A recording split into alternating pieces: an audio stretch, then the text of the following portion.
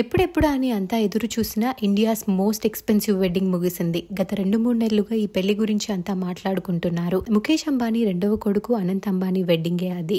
చాలా pre wedding events తర్వాత నిన్న ముంబైలో అనంత్ వెడ్డింగ్ రాధికా మర్చెంట్తో వైభవంగా జరిగింది.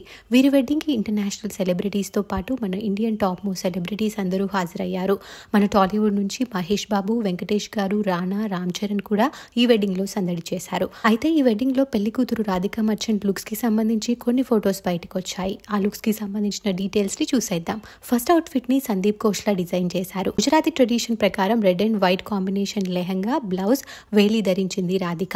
లెహంగా మొత్తం జర్దోసి వర్క్ తో బ్యూటిఫుల్ గా డిజైన్ చేశారు. అయితే ఈ అవుట్ ఫిట్ మీదికి ఆమె వేసుకున్న జ్యువెలరీ కొత్తగా కొన్నవి కాదు. తన అమ్మ మరియు అక్క తమ పెళ్లిల్లో వేసుకున్న జ్యువెలరీనే రాధిక ఇక్కడ ధరించడం విశేషం.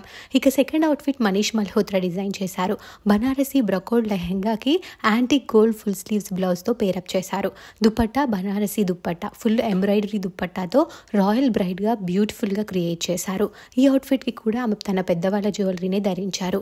ఈ విషయమే అందరినీ బాగా ఆకట్టుకుంటోంది. రాధికా మర్చెంట్ లుక్ ఫొటోస్ ఇప్పుడు నెట్టింట్లో వైరల్ అవుతున్నాయి.